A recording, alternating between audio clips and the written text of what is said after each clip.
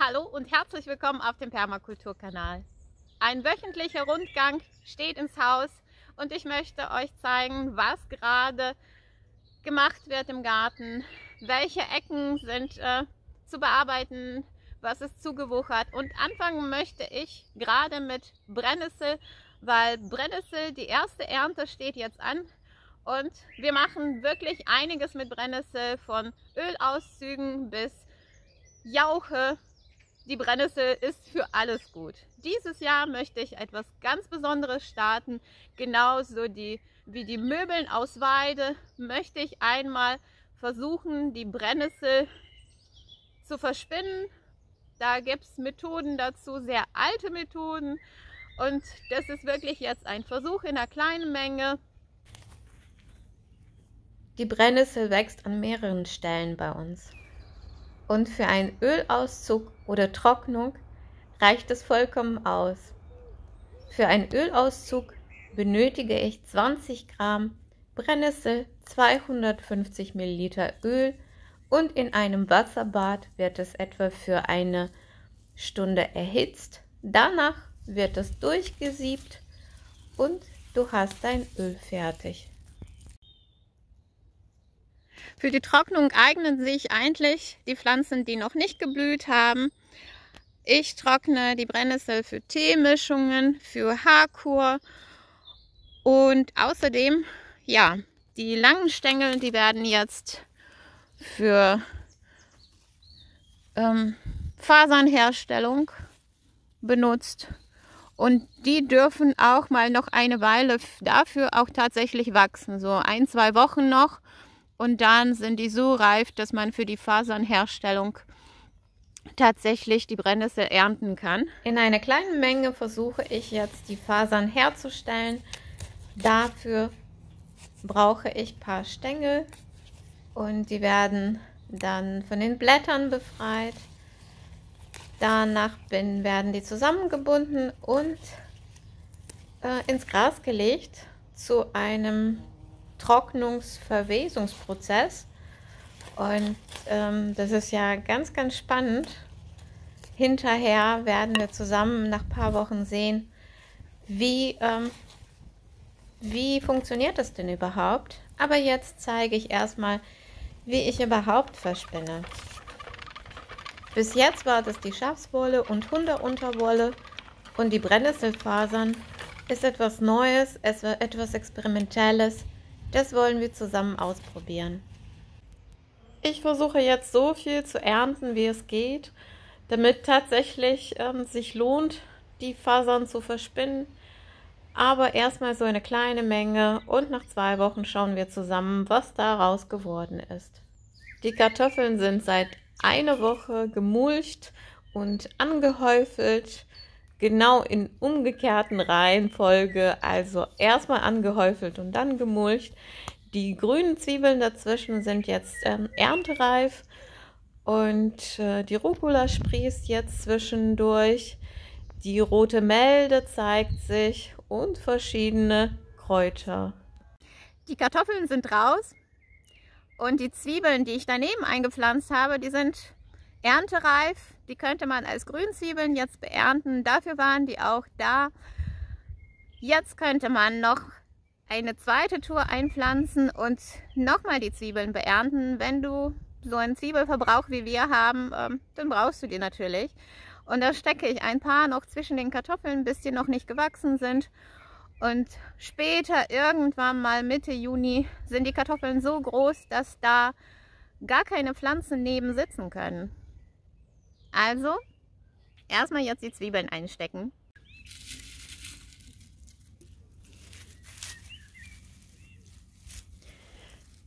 Die Erde ist unter dem Mulchmaterial so locker, dass du eigentlich kein Stöckchen, keinen Spaten brauchst. Ja, nur einen Finger so reinstecken und dann eine Zwiebeln und gut ist das. Und die anderen Zwiebeln, die sind total groß, die werde ich gleich beernten. Die kommen in den Salat oder in eine Gemüsepfanne, da machen die sich auch ganz gut. Und daneben so ein bisschen dazwischen kommen dann die anderen Zwiebeln.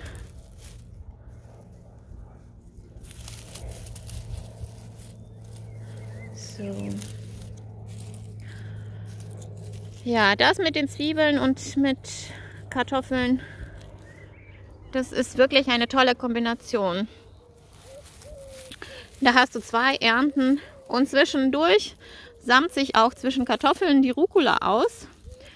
Das habe ich noch nicht gesehen dieses Jahr, aber es ist noch viel zu früh für die Rucola.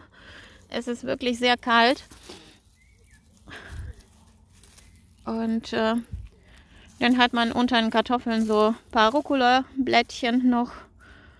Also eigentlich eine Dreierkombination. Und wenn man alle Wildkräuter noch beachtet, dann ist das eigentlich nicht eine Dreierkombination, sondern viel, viel mehr. Ich bin so dankbar für viele experimentelle Flächen, wie zum Beispiel das Gewächshaus. Da probiere ich jedes Jahr immer wieder so viele Sachen aufs Neue. Das ist wirklich großartig. Wie zum Beispiel die Rucola-Pflanzen. Die beobachte ich schon seit Jahren. Die sammeln sich von alleine aus. Das Gewächshaus ist momentan mein Lieblingsort. Es wächst alles so rasant und so schnell. Bei der Rucola habe ich tatsächlich nicht aufgepasst. Die ist in die Blüte gegangen.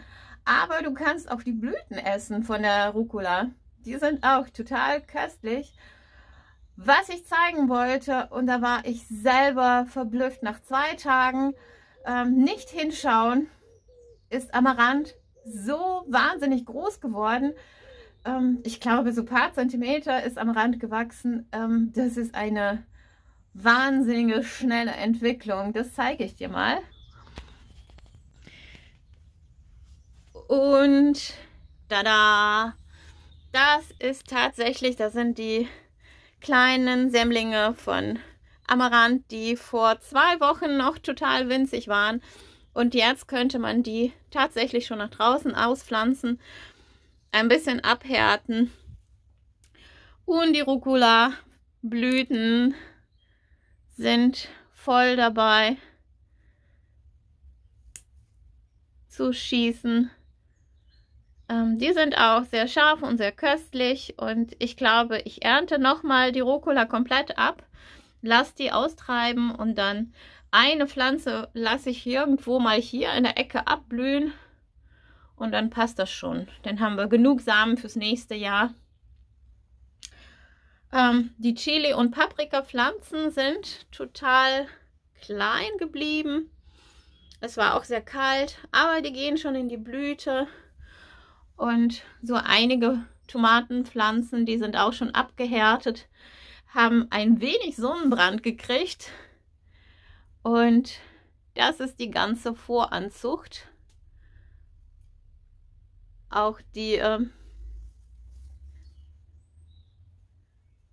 Platte vom letzten Mal, die ist natürlich gekeimt und schon gibt es ein erstes Blättchen, ein erstes festes Blättchen.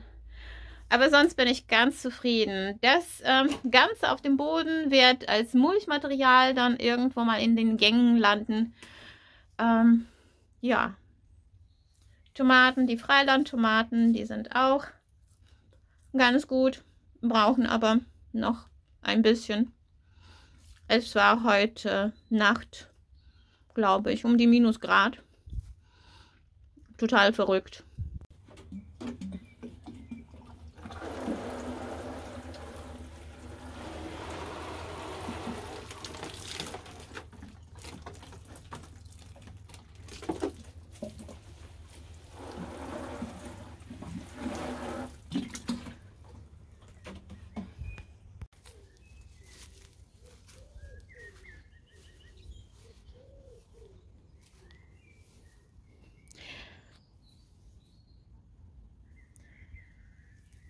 Ganz gerne möchte ich noch was zeigen. Das ist tatsächlich dieses Jahr auch eine Beobachtung zum ersten Mal. Hier wurde rote Beete ausgesät und daneben, das ist alles Weizengras. Tatsächlich so komplett diese Halme, das ist Weizengras und das lasse ich jetzt stehen, bis zu einer gewissen Größe. Aus Weizengras mache ich meinen Green Smoothie und Sauerklee ist auch dabei. Das wird tatsächlich alles abgeerntet, verarbeitet und wenn Pflanzenreste noch überbleiben, die Melde zum Beispiel, die sehe ich auch neben dem Weizengras, das wird alles neben rote Beete als Mulchmaterial landen. Aber aufgepasst, ich glaube, die rote Beete verträgt auch nicht so nah Mulchen. Nur in die Gänge, vielleicht hier wird ja ein Weg sein neben rote Beete. Und dann werde ich natürlich da Mulch auslegen, aber nicht direkt die rote Beete mulchen.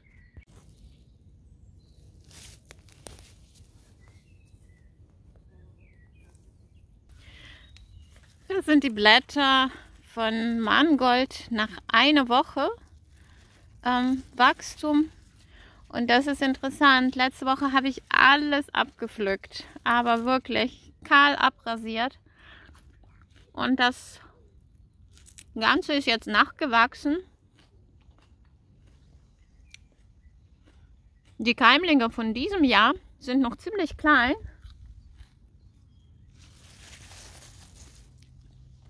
Aber die Pflanzen vom letzten Jahr, die kann man noch ein-, zweimal abernten, bevor die in die Blüte gehen.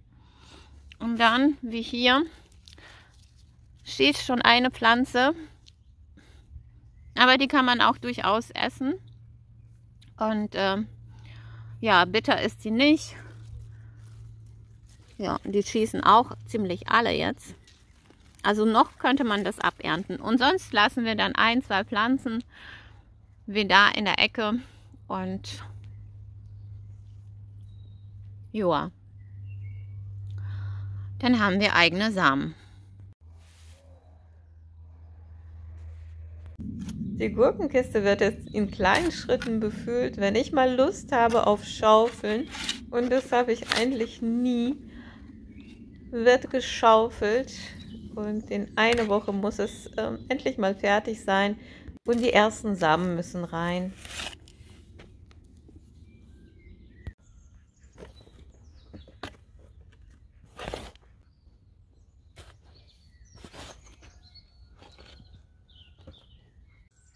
Die Gurkenkiste ist ziemlich groß.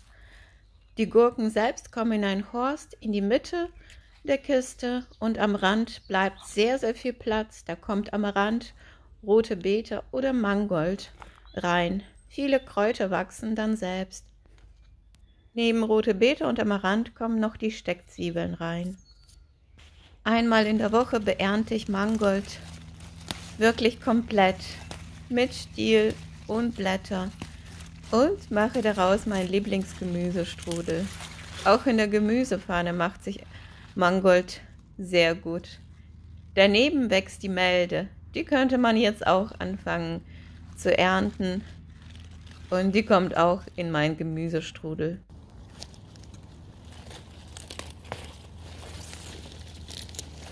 Am besten schmeckt der Mangold natürlich frisch im Salat oder in verschiedenen Gerichten. Einfrieren habe ich ein Jahr versucht.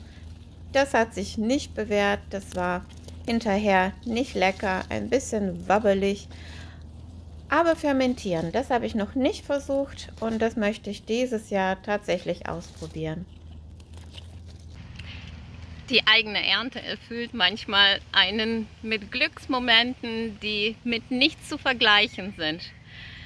Mein Lieblingsstrudel voller Mangold. Was gibt's denn Besseres? Die wilde Rose ist gerade voll in der Blüte. Die verwende ich für verschiedene Ölauszüge und für Trocknung, für die Teemischungen, für Winter. Das riecht so fantastisch und macht sich in jedem Ölauszug irgendwie ganz gut.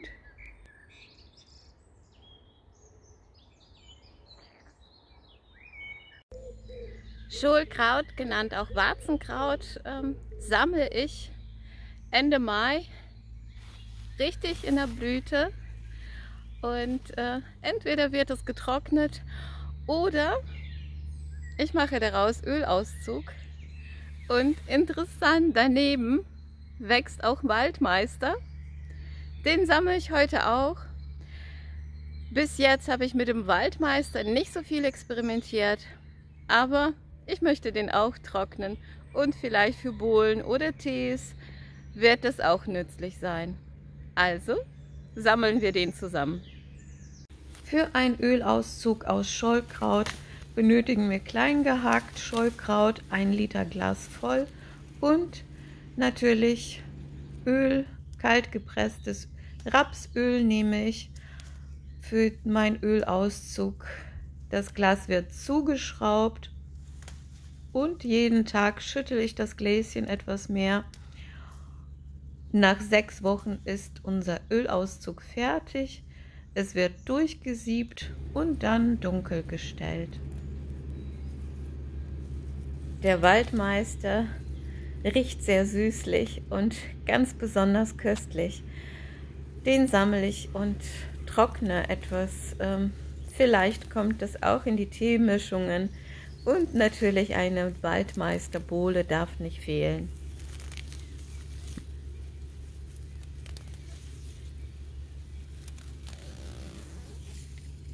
Mein Lieblingsplatz für die Erholung ist unter dem Mirabellenbaum. Der Baum ist sehr alt. Ich glaube, mehr als 30 Jahre alt ist er. Und so schaue ich in die Krone nach oben und träume von einer Ernte im August. Die wird üppig und toll ausfallen. Daneben wachsen kleine Mirabellenbäumchen. Die werden mich überleben. Und so schließt sich der Kreislauf der Natur. Ich bin mittendrin. Und dir wünsche ich viel Geduld bei deinen Gartenprojekten, Achtsamkeit und viel Gesundheit.